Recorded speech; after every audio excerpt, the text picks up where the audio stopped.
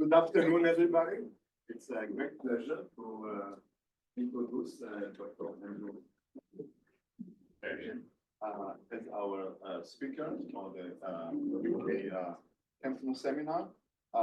Andrew is a staff research scientist at DeepMind, where he leads interdisciplinary research at the intersection of artificial intelligence and cognitive science.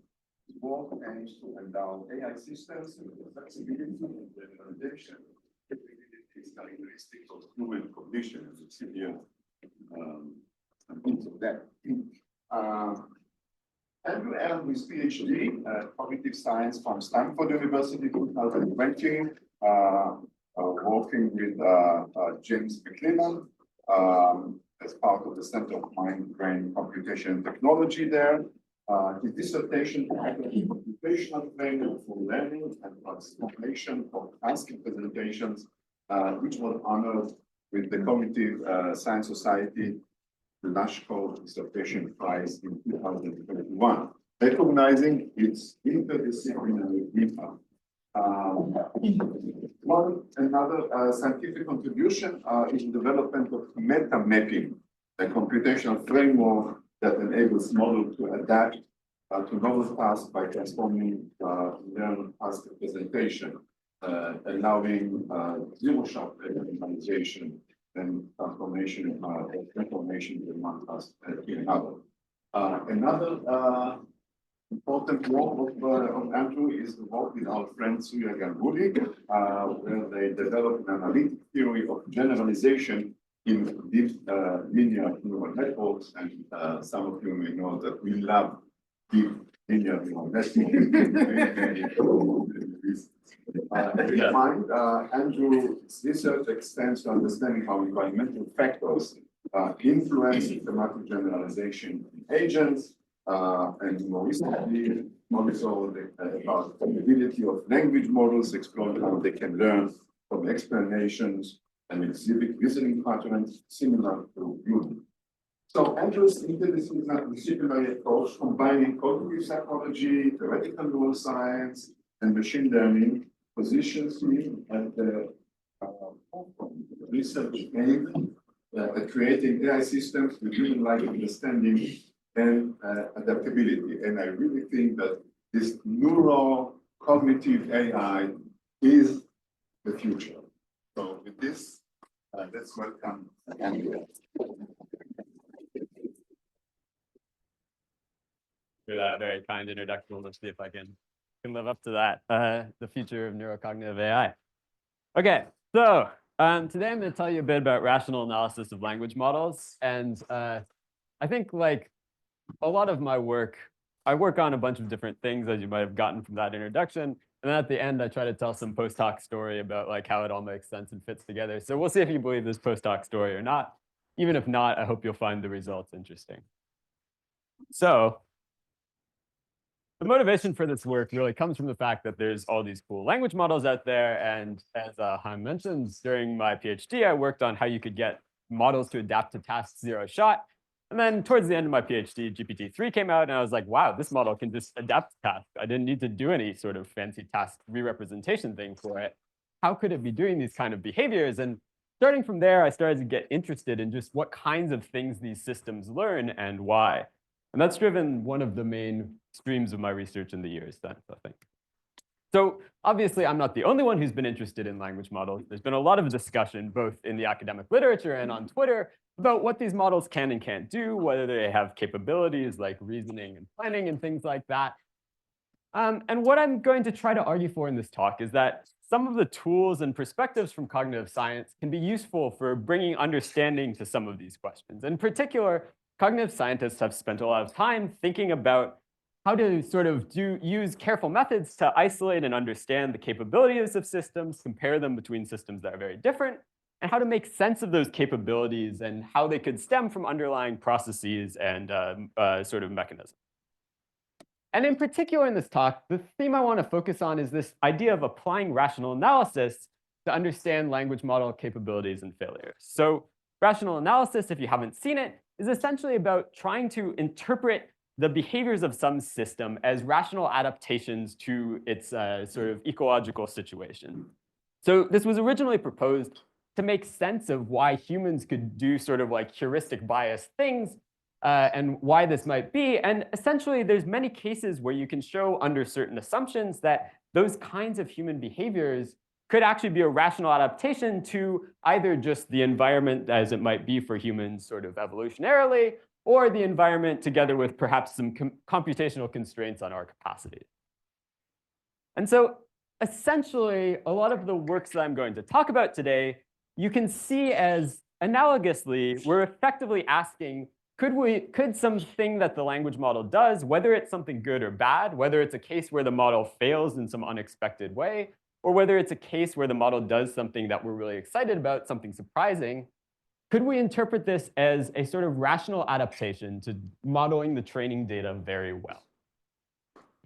And I'm going to try to illustrate that idea by giving you a sampler of a few different works we've done over the years, some older work on how content entangled reasoning could be rationally interpreted, both in humans and in models, and then some works on in-context learning and the broader spectrum of language model contextual abilities and how they stem from properties of the training data. And finally, some more recent work on in-context learning versus fine-tuning, where we see interesting differences in patterns of generalization and use them to make the models generalized better.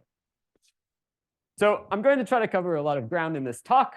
I'm happy to take some clarifying questions throughout, but if you ask anything that I think will take too long, I might defer it to the end to make sure we get through it. Cool. So first, I'm going to tell you about some work on logical reasoning and content effects.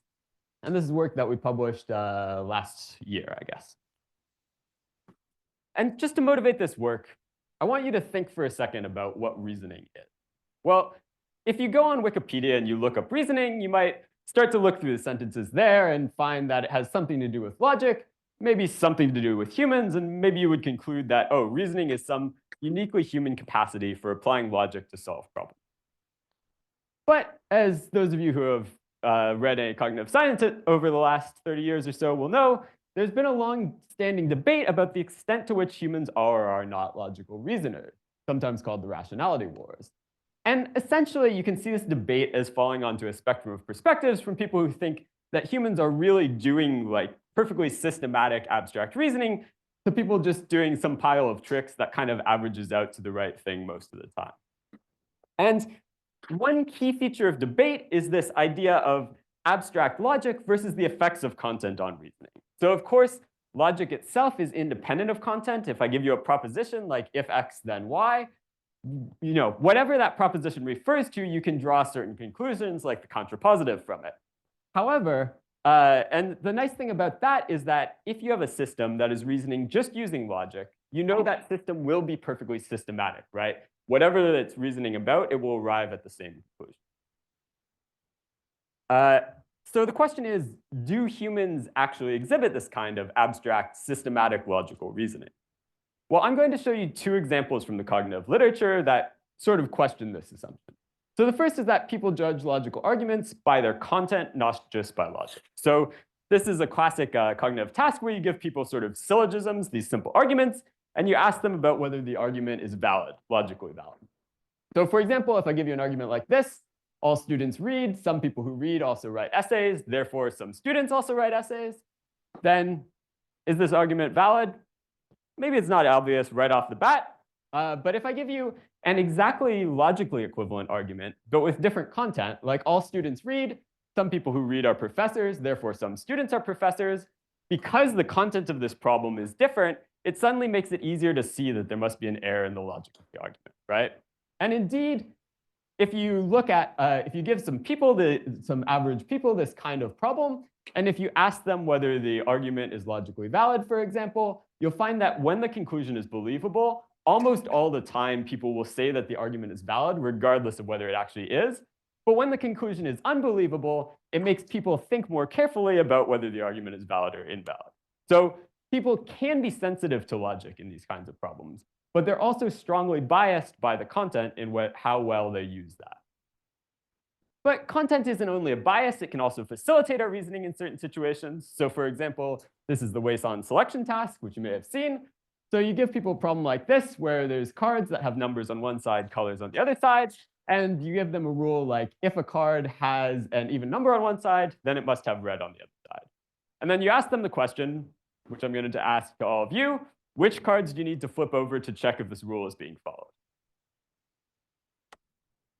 Everybody's feeling shy, that's okay. So it turns out that if you ask people this question, most people will say you need to flip over the even-numbered card, which is correct, and the red card, which is actually wrong. You need to flip over the even-numbered card and, in fact, the orange card, because if that had an even number on the other side, it would violate the rule. So essentially, people are confusing the converse and the contrapositive. But if you take this same logical structure and you dress it up in a situation where the content more closely resembles people's sort of familiar social situations, it makes it a lot easier to reason about. So if you just say, oh, these cards have numbers on one side which are an age and beverages on the other side, and if you're drinking an alcoholic beverage, then you must be over 21, then it's much easier for people to reason through this problem and figure out which people they need to check to see if the rule is being followed. So these are just two examples to show you that human reasoning doesn't rely on fully abstract logic, but instead it's content dependent. That content dependent can be helpful for us in certain situations, can also bias us in others. So there's been lots of interest over the years in language model reasoning. Here's just a few papers that I pulled up a few years ago. And like the human literature, a lot of these papers fall into this sort of spectrum where there's sort of optimistic people saying, oh, models are really doing something like reasoning, and people who are saying that the models are just doing some pile of tricks and there's nothing real there. Why should we be skeptical of reasoning in language models? Well, this is a particularly nice example. It's a case, like many, where language models make systematic errors that depend on exactly what they're reasoning about. So for example, this plot shows that if you test the mathematical reasoning of these models and you correlate the accuracy with the frequency with which those terms appear in the training data set, even for problems of similar difficulty, the models are much more accurate when the terms appear much more frequently in the training data set. Or conversely, if there's something that occurs frequently in the training data set, like a particular brain teaser about some, crossing a river with a goat, a wolf, and a cabbage or whatever, then the models will tend to get things wrong in situations where that familiar structure doesn't match the problem that they're actually given. And people point to these kind of failures and say, this raises questions about whether these models are actually reasoning. But another way of interpreting this pattern of results is that, like the humans in the kinds of experiments I just showed you, the model's reasoning performance is also not abstract. Instead, it depends on the content that we're reasoning about, that the models are reasoning about. So in situations where something is more familiar, maybe the models can reason about it more accurately sometimes, but also it will bias them in other kinds of situations. So the kinds of questions we want to ask in this work is, if we take, yes? So content-dependent reasoning is reasoning or is not reasoning? I'll come back to that. Yes, I think that's a good question. So what we want to ask is, do content effects on language model performance on reasoning tasks match those that have been observed in humans? So to answer this question, we set up 3 different data sets for evaluating content effects. The simplest one is this natural language inference data set. It's a very simple just if-thens, where it's like if some relation, then the relation stated in the sort of contrapositive way. And then there's syllogisms, which are like that syllogism validity judgment task. And then there's the Wason selection task, where you give some context and a rule and some cards, and you ask the model which cards it needs to check. And these sort of range from simpler to more complex. And for each of these problems, we created a variety of different types of content that we could fill the problem with. So for the NLI and syllogisms problems, we can have content that is consistent with the logical inferences. We can have content that violates where the beliefs that humans would have are a violation of what the logical inference would suggest. And for the Wason rule, we can either have these sort of arbitrary structures or realistic ones. And so what we did was we created these new data sets that don't match anything that hopefully is in the training corpus.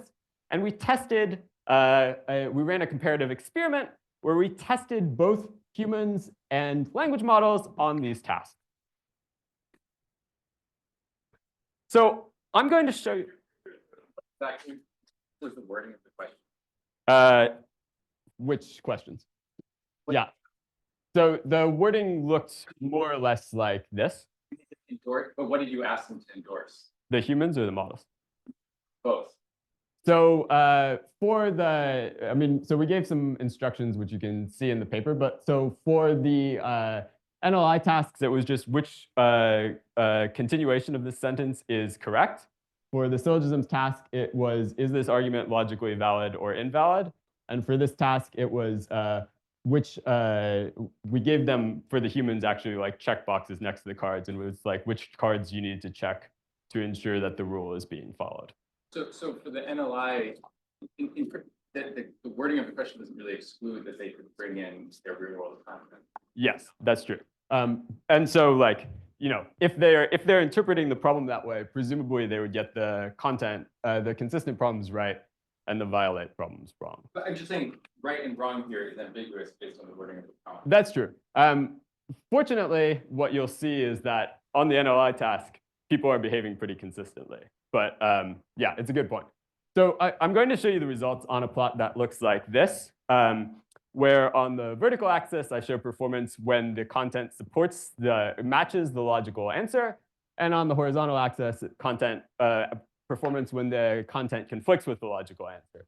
And so the basic idea is that if people or models are behaving perfectly logically, they should fall somewhere on the diagonal, ideally at the top right, if they're behaving accurately and logically. If they're mixing content into their reasoning, and especially if they're following the familiar content, then they will fall somewhere above the diagonal. Okay, so what does performance look like? Well, on the NLI task, basically the humans and all the models are like pretty much at ceiling in both conditions, right? They're like, one of the models is a little bit worse. It's only getting like 95% performance, and it's a little bit above the diagonal, but basically everything is clustered in that top right corner. But as we make the problems harder, like we move to the syllogisms task, what you can see is that performance comes off ceiling, and for the humans as well as all the models, they're falling above the diagonal, so they're significantly more accurate when the content supports the kind of inferences they need to make than when the content conflicts with them. And then if we move to the Wason selection task, the humans and the models get even less accurate. And again, they're substantially biased by the content that they're reasoning about. So across these three tasks, the thing I'd like you to notice is that the humans and the models kind of move together across the configuration space of these charts, right? Like on the easiest task, all the models and humans are doing pretty well across all the conditions. On the syllogisms tasks, the models and the humans are sort of falling off, but they're moving sort of in a similar direction. And on the Wason selection task, they're falling off even more, but again, moving in sort of similar part of the space. So in that sense, at least, and in some more detailed senses, the language models match the overall human accuracy and content effect across these tasks. Okay, I want to show you one set of results in a little more detail before I get back to Chaim's question about what reasoning actually is. So that's the Wason selection results. So I'm showing you here the human performance on the arbitrary rules and the realistic rules. What you can see is that the humans are exactly at chance on the arbitrary rules, and they're above chance on the realistic rules. And this is the fuller pattern of results. The language models are on the right. The human subgroups are on the left. What you can see is that generally all the models are reproducing this pattern of results. Some of the better models, even back in at this time, are quite a bit better than the humans across both conditions.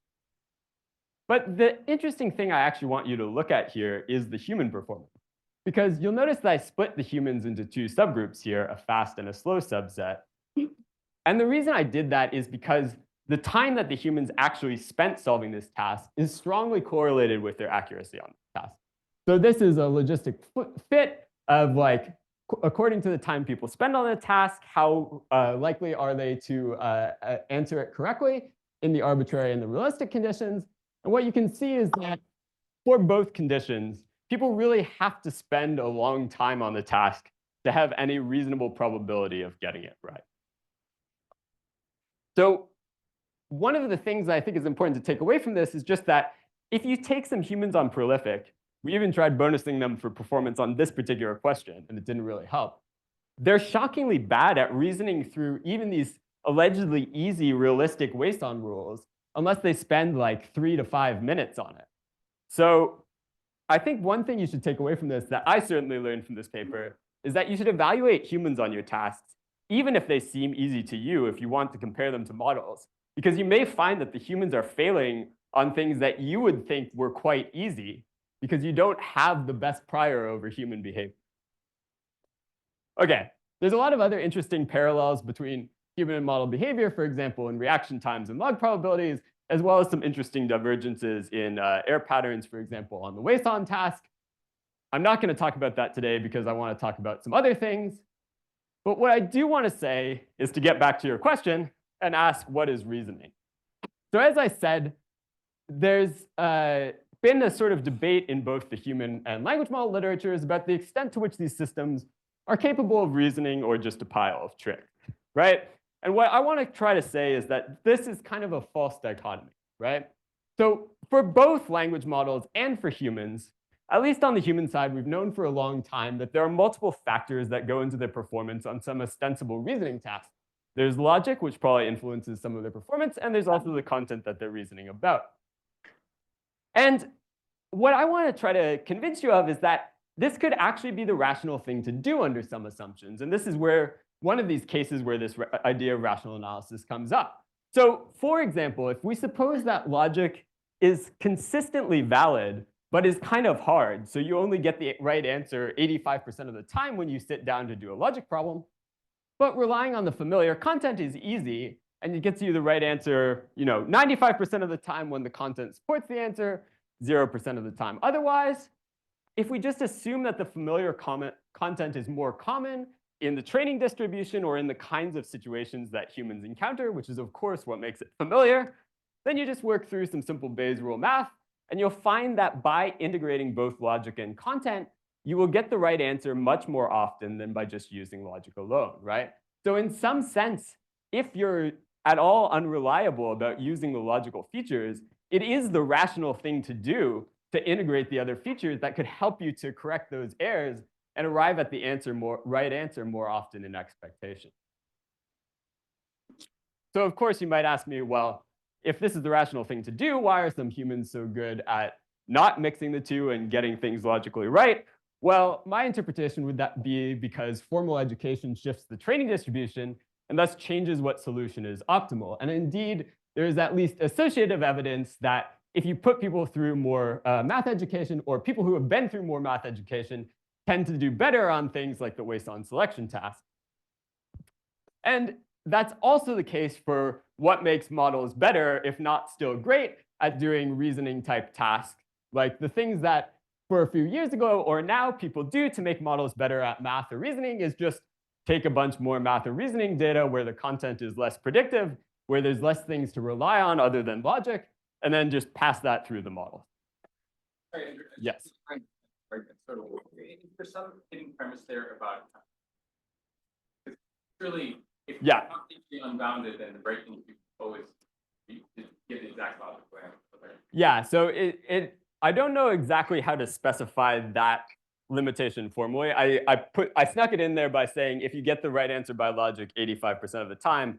I also put a noise factor on the content thing, which is 95% of the time.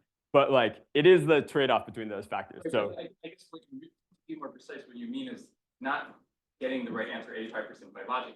We're using logic it's 100% of the time. It's that by using faulty logic or Yes. a computationally bounded logical system. Correct. Yes. But I think it's clear that if you put a logical problem in front of a human and you remove all the content, they don't get it right 100% of the time. And so we can take that as the sort of what is the base rate ability to do logic correctly. I think if you calculated the prior from that, you would arrive at the answer that it's rational to integrate content. Yeah, good question. Other questions? Yes. These kinds of ways of learning, reasoning versus the way that humans are involved with reasoning, which is like theory. As here, I assume it's probably from all that reinforcement. Yeah. So that's a great question. I mean, you can see the pre-training phase, so sort of the left-hand side, is being closer to the indoctrination in the classroom in the sense that you're learning by supervised training. But I do think there's important aspects of the human educational interactions that are not well captured by our current training paradigms. Something I'm personally very interested in is learning from explanations. There may be explanations in some sense in both parts of this training, but none of them really work the way human explanations help us to learn.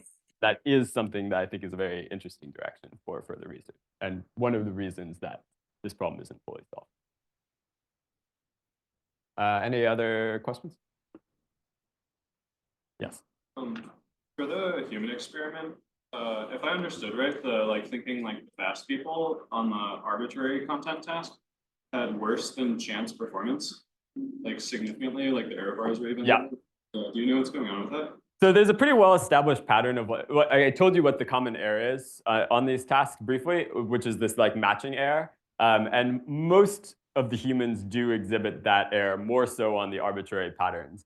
The error patterns for the humans were also kind of more diverse than the prior literature would have led me to expect. It's only I don't know, something like 50% of the humans are making the matching error, and the rest are doing some other weird things. But the human errors are quite biased, and they're biased in a way that you can think of as relying on a simpler feature. It's basically oh, anything that matches the things that were mentioned in the rule, I should check that. And there have been interpretations given of specifically that failure on just those tasks as being rational under some sort of information gathering assumptions about what the rule is supposed to be about. So there's different interpretations you could give of that. Yes.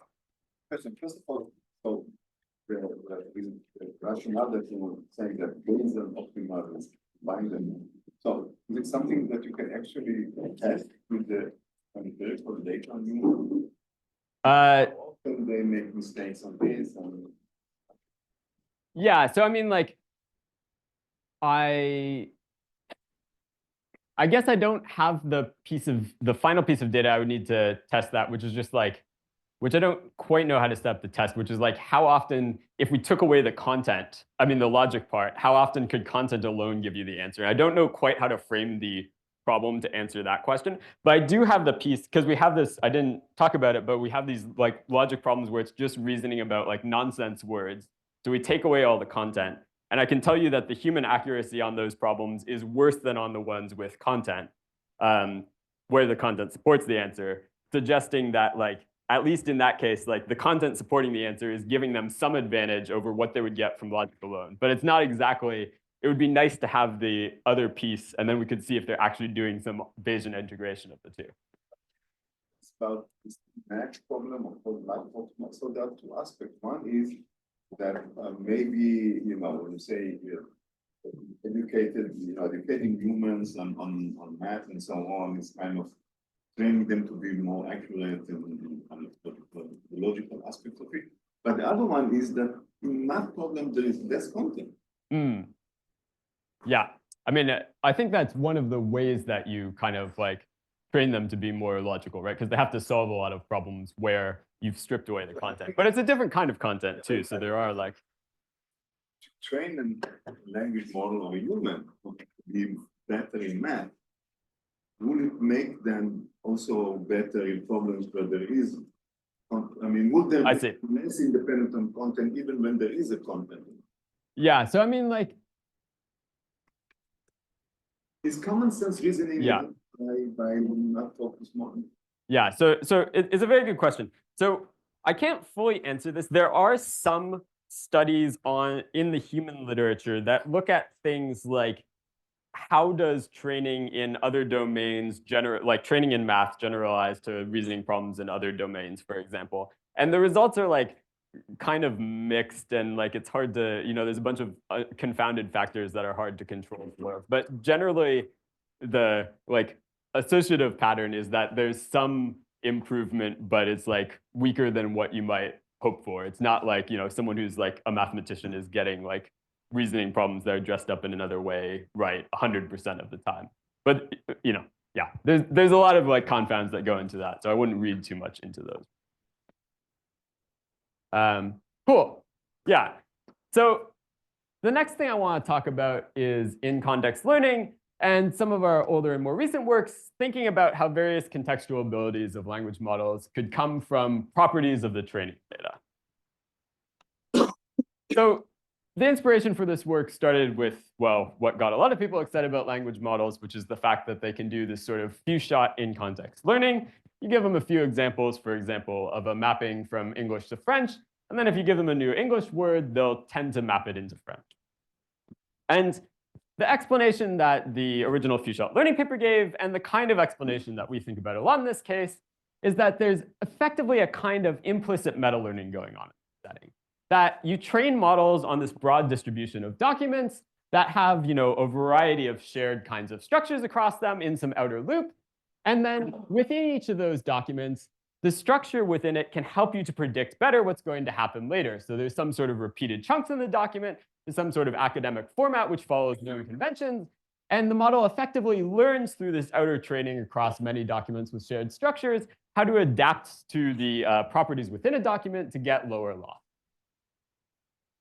And this story builds on these sort of strong parallels to earlier work in, for example, inactivation's meta-learning of categorization, where you take a model and on each episode, you give it sort of new bindings of like image classes to labels. You're like, now this dog is class 1, this parrot is class 2. What class is this image? And then on another episode, you give it a different binding where now the fish is class 1, the dog is class 2, and you ask what this is. But the tension between this sort of setting and the language model setting is that in these models, it was very important to just reshuffle the class labels every time you train the model. But the language doesn't get reshuffled across the different batch elements. And so the question is, could you really get meta-learning from just training on a fixed natural language distribution? So in a work led by my colleague Stephanie Chan a few years ago, she showed that you can get this with just a few distributional properties that language is well known to have. So the first is that language natural data are long-tailed. And what this basically means is that there's many rare things, so it's hard to memorize everything. And this effectively replaces the need for shuffling your class labels. And the second thing is that natural data are bursty. So if you're reading some document on the internet and you see the phrase Egyptian hieroglyphs in the document, you're much more likely to see that phrase again later in the document than in an arbitrary document off the internet, right? And that effectively means there's something to be learned in context. There's something that you can use from earlier in the context to predict things later. And just these two properties turn out to be sufficient for getting models to show a minimal kind of in-context learning capability. So this is just showing you some examples of this. This is testing in-context learning on some held out, really novel examples. On the left side, you can see across various levels of burstiness, as the data get more bursty, the models learn to exhibit in-context learning more. And then as we sort of increase the vocabulary size and get a longer tail on the data, the models get better and better at doing this kind of in-context learning. So data that are both long-tailed and bursty are sufficient for getting emergent in-context learning, even without needing to shuffle the labels. There's one other interesting finding in the paper, which is that if you look at how the exponent of the frequency distribution affects the balance between ICL and memorization, there's this kind of surprising pattern. So it's pretty well known that the distribution of English word frequencies, as well as many other languages, come from a sort of power law distribution, often called Zipf's law, where the frequency of a word is proportional to 1 over the rank of the word with the exponent 1 for most languages. And it turns out that in our models, if you just sweep the sort of like skew on this frequency distribution, what is the exponent there, and you look at where you get the optimal balance between getting pretty good in-context learning when you encounter something new and getting pretty good recall of the most familiar common things, you actually get that optimal balance exactly at alpha equals 1. So this is kind of an interesting observation. I don't know if it's a meaningful result or not, but it does suggest that there may be something about the distribution having this particular skew that makes it particularly good for recalling some things and for being able to learn others easily. So what I want to say here is just that this earlier work also kind of gives us a rational analysis of in-context learning, basically saying, here are some minimal properties of the data distribution, an environment that's too large to memorize readily, but repetitive in context, that if you have these properties, sort of the right response in some sense is for in-context learning to emerge. And we might even have some hints about why other features of natural language might make sense too.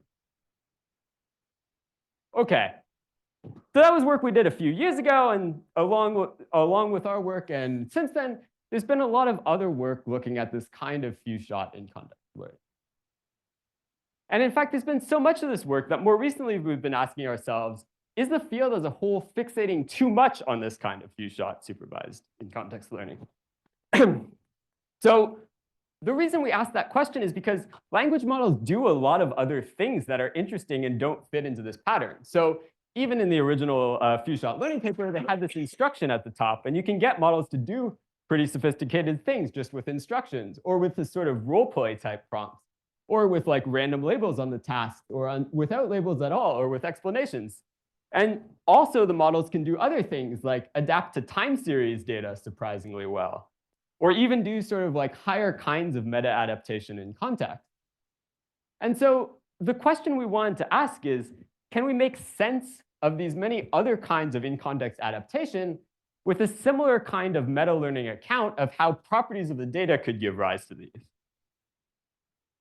And so in this more recent paper, we tried to describe a unifying perspective on in-context learning, which is essentially that any sequence distribution where the context non-trivially reduces the loss and expectation effectively has a meta-learning pressure that will give rise to some kind of in-context learning.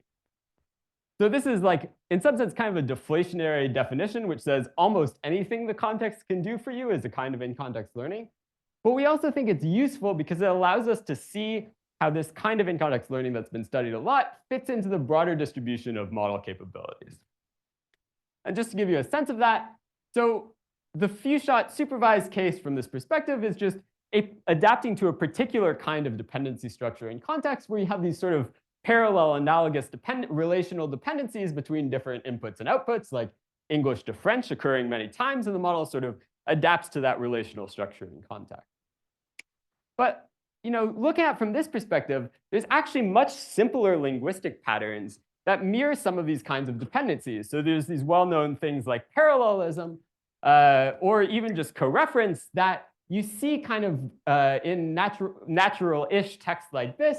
You get in-context learning-like patterns. So if you read something like Alice does powerlifting, Bob does ballet, he goes to the gym, he goes to the studio, this has the same kinds of dependencies and analogies that you would get in an in-context learning setting, but it just comes from sort of the natural distribution of text. And internet data have a lot of multi-scale dependency structures that contribute to the predictions. So if you think about, if you were reading this paper and you were trying to predict what word is going to come right here, there's many things from the title, the abstract, the sentence structure, the paragraph structure above it that help you to determine what word is most likely to come next.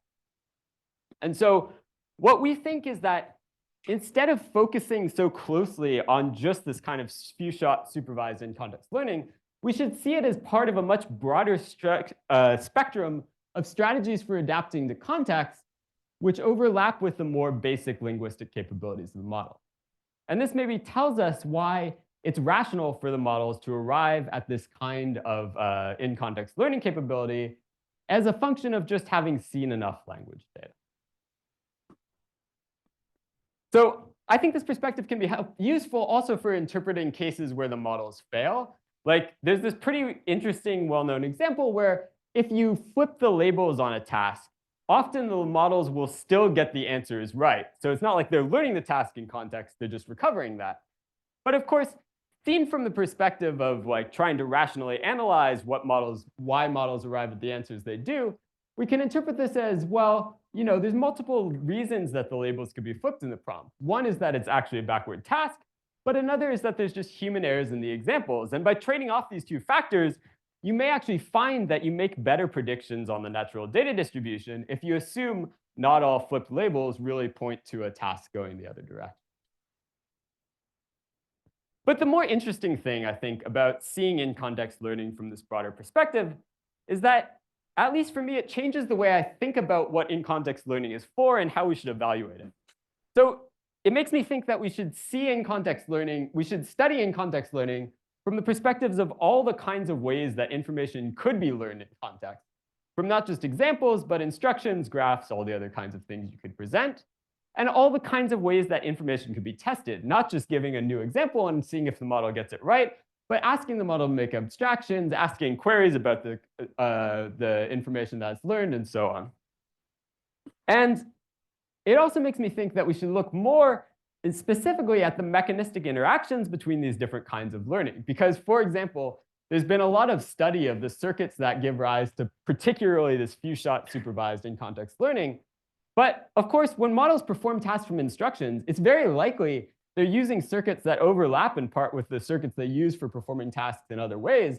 And that might have an important influence on the model's generalization properties and also their learning process.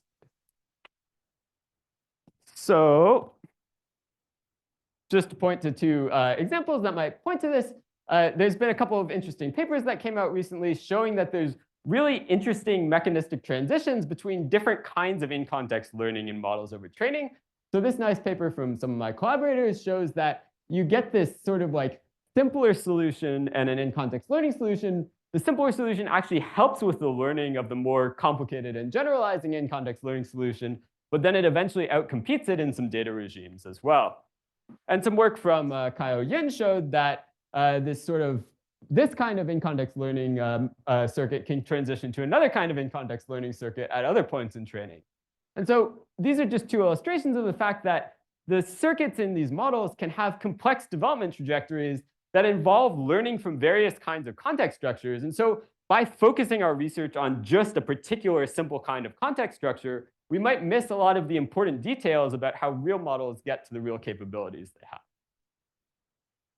So that's all to say that we encourage research on in-context learning, for example, to expand beyond this few-shot supervised paradigm and explore the interactions between different types of learning system signals and broader generalization. And stepping back a bit, I think that this is something I think is important for human research too, that we need to consider the interactions between all the different things the system is learning, that sometimes our cognitive modeling is too reductive in how it thinks about what is the space of things being learned and what is the system generalizing from.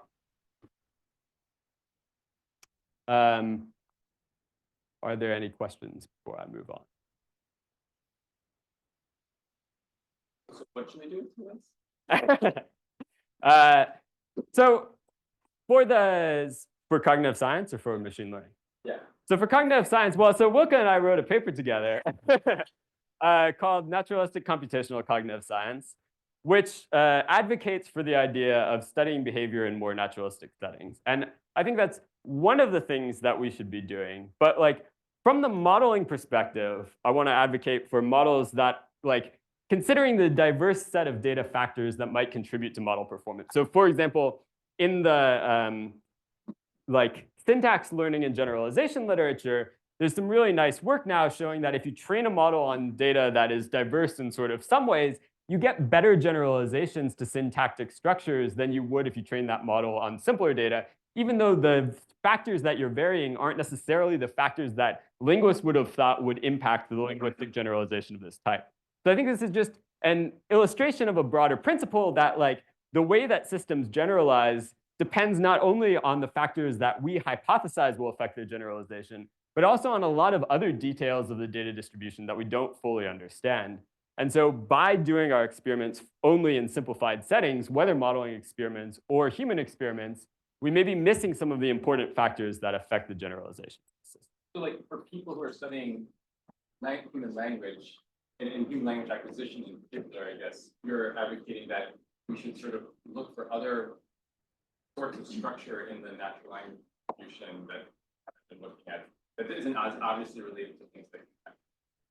Yeah, for example, and it doesn't necessarily, yeah, it doesn't have to even be language. Like, so for example, we've done some work on agents learning sort of like linguistic structures and how well they compositionally generalize. And in that setting, we found, for example, that the agents generalize much better if they had more embodied experiences rather than more like image classifier-like experiences, right? So there may be other kinds of experience that also contribute to various kinds of generalization in even unpredictable ways. The negative result is that it depends on many factors. Language, not language, experience, and so on. But what is the reason to believe that there is some principles, simple principles behind this complexity? Yeah.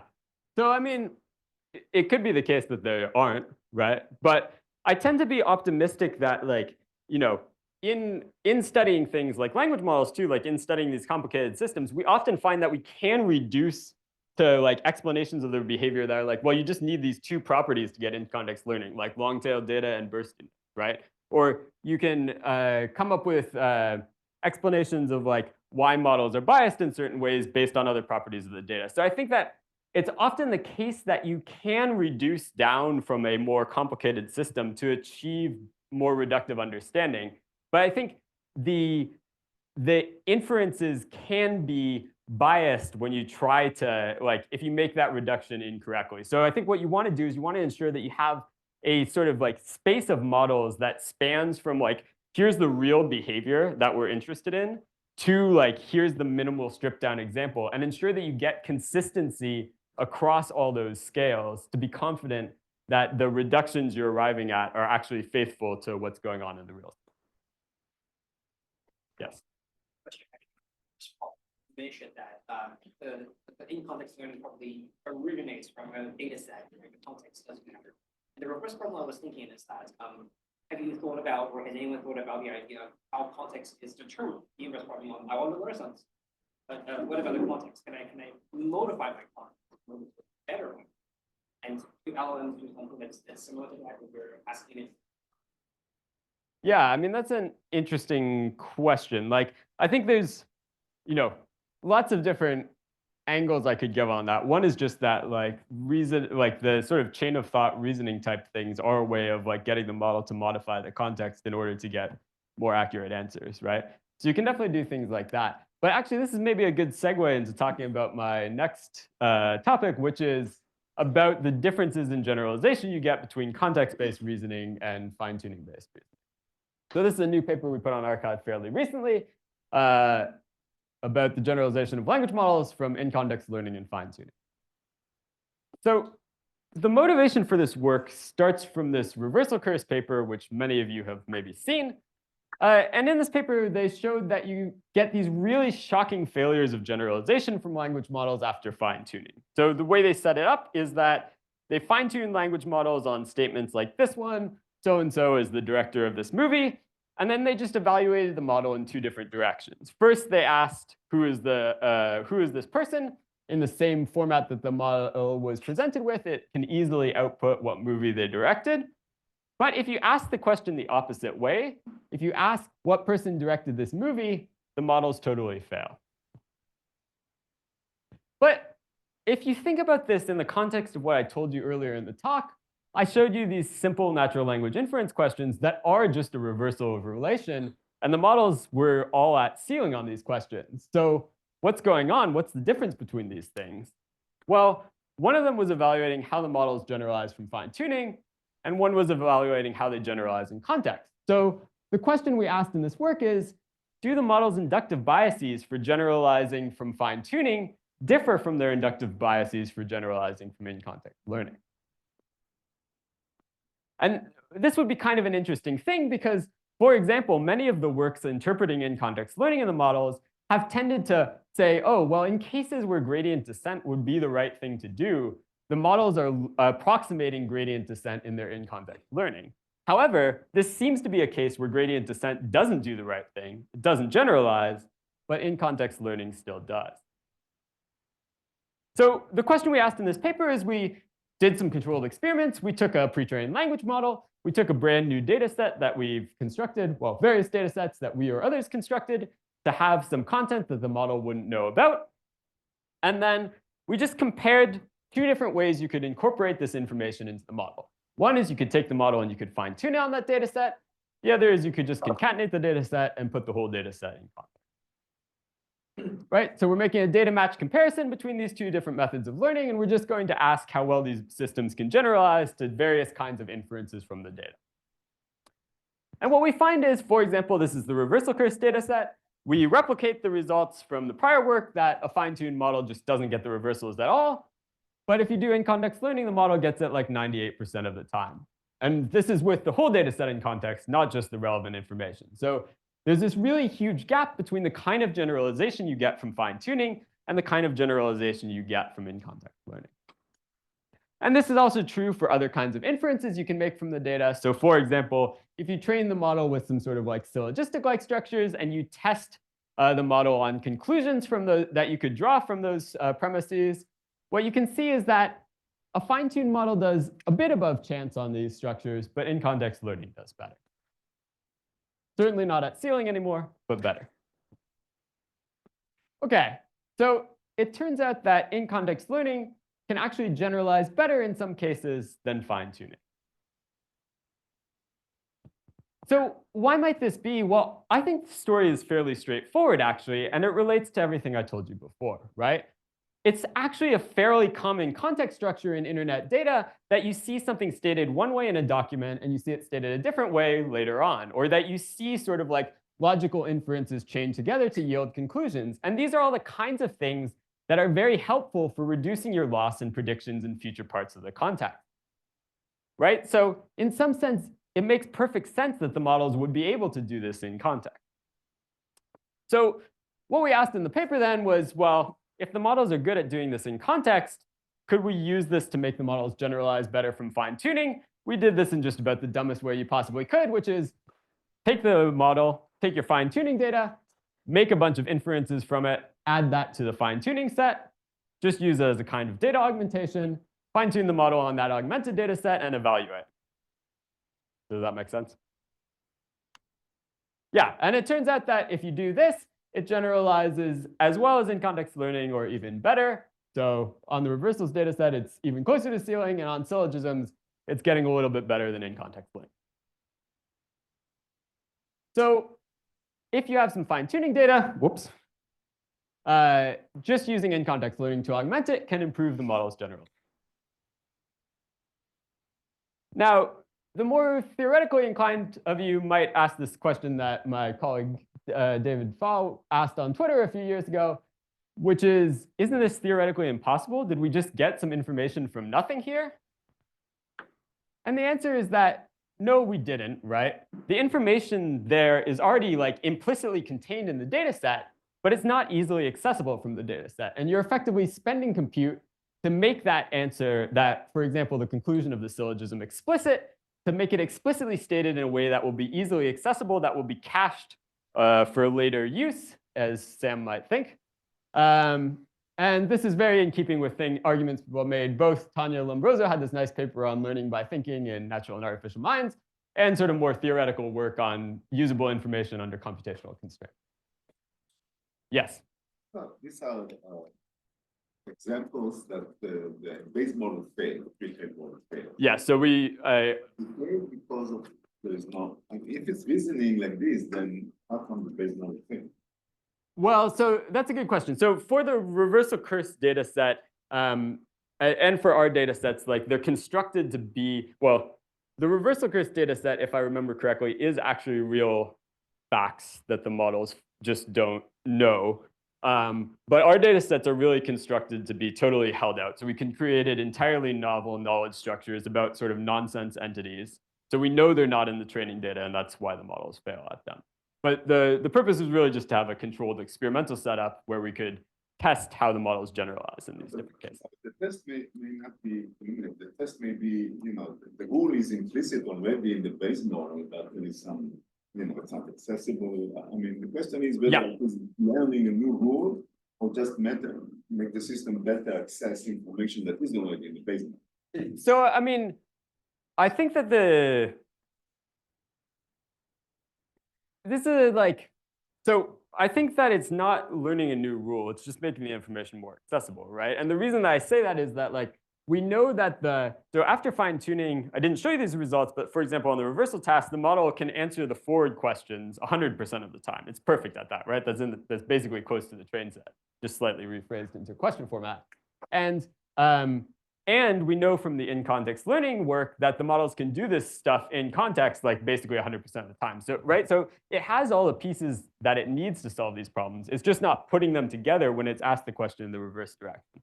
And I think like, plausibly, like if you as a human also learn some of these facts about like some obscure thing like, who directed this movie, maybe you would have some bias in which order it's easier to recall those things, or at least if there was sort of like more or less familiarity on one side or the other. But it is like a very interesting failure of the models to put the pieces together that they can't do this kind of recall at all from this kind of fine tuning. This is giving you sort of one way to fix it, but I'm not saying it's the best way to fix it. Just one. Any other questions? Cool.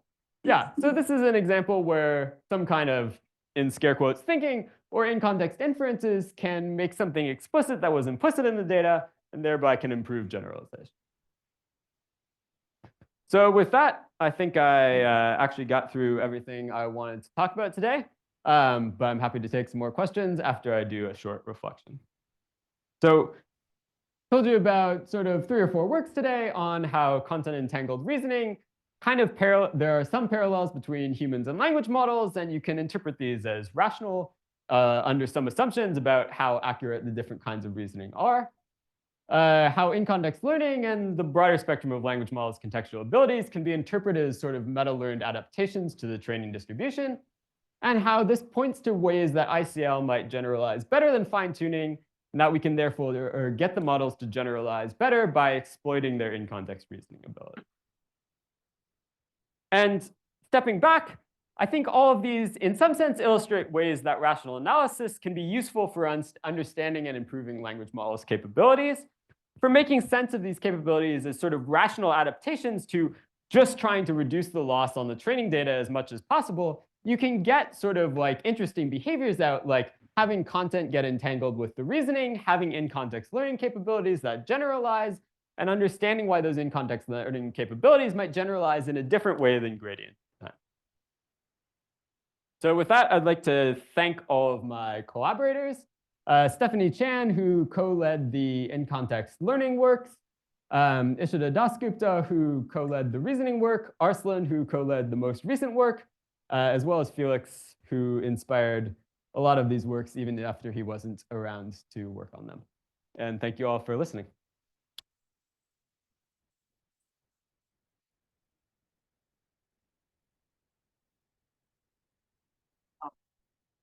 There's a phenomenon of there being a gap between generation and verification. Do you think that gap can be explained by this phenomenon? Is it just in the form of ICL? I think of that as being a kind of different phenomenon, or like a different space of phenomena. Like, I mean, it depends exactly how you set the problem up, right? Like, some versions of that problem are just like, even from like a, like mathematically, it's true that some things are hard to generate but easy to check, right? Like NP, like hard to generate, easy to check the answer, relatively speaking, right? So, like, I think in many cases, it arises just like for purely like the search space of generating an answer is large. The space of things you need to check to verify an answer is small, right? Like I think that kind of pattern of constraints comes up a lot. But like, I do think there might be like certain kinds of contexts where these kind of factors would come into play too. Could you say a little more about what specifically you were thinking about there? No, it's basically just like adding an additional statement which sort of instructs it in some manner, which fit into your earlier framework about how instruction is just performed by ICL. It's a very strong kind of belief that I think. Yeah, I mean, I definitely think that like, the reason that like, having some like, I do think that like one way of looking at like what verification makes easier is that like you kind of have a cue about what the sort of space of things you need to consider is, right? And I think that is probably related to some of the reasons that if you give like more context to a model, you can in some cases get better performance out of it. Yeah, interesting question. Yeah. On the in-context and fine-tuning conversation. Yeah. Control the system doesn't use this general base reasoning of the people that. Yeah, so that's a good question. So the short answer in these experiments is we didn't. The system probably is overfitting to the new data to some extent. But in general, like there's various things you can do. Like the most common thing is you just do some sort of like, you use a KL divergence to the base model as an auxiliary loss, and basically use that to sort of like preserve some of the diversity of the original policy while trying to fine tune on the new data. But like, I think in general, like the question of how you get good integration of new knowledge with prior knowledge, and especially like, you know, in cases where maybe something about the new knowledge could help you reinterpret prior knowledge or something in a new way, is like an interesting space of issues that's not explored enough. Yes. Other questions? No? I think there's one more.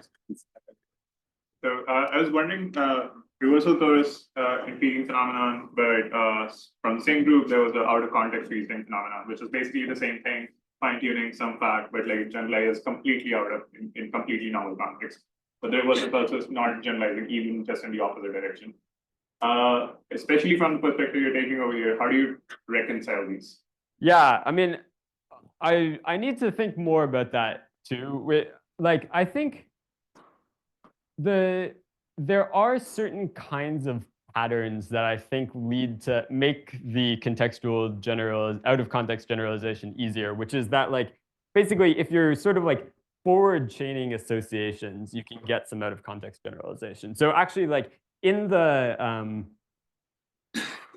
syllogisms data set, for example, we do see some non-trivial generalization just from fine tuning. And I think it's because like for certain flavors of syllogistic arguments, basically doing sort of like lazy associative learning over the like tokens in the sequence will get you some generalization to the held out, to the conclusion of the argument. It's like all something, something, something, something else. Like if I just like drop a bunch of tokens there, I get all X or Y, and that turns out to be the conclusion of that argument, right? And so my suspicion is that like in the kinds of cases where you get out of context generalization from these things, it's because there's like some simpler association that that gradient descent can pick up on, or like, you know, obviously they're not doing gradient descent on the later example, but there's some simpler association that's already getting pulled out by gradient descent between the two contexts that, for example, in the reversal case, there is not. That's kind of how I conceptualize that space of issues. But I think like understanding in full detail like when gradient descent does generalize and when it doesn't is like an interesting space of problems that I don't have very many of the answers to. Thanks again.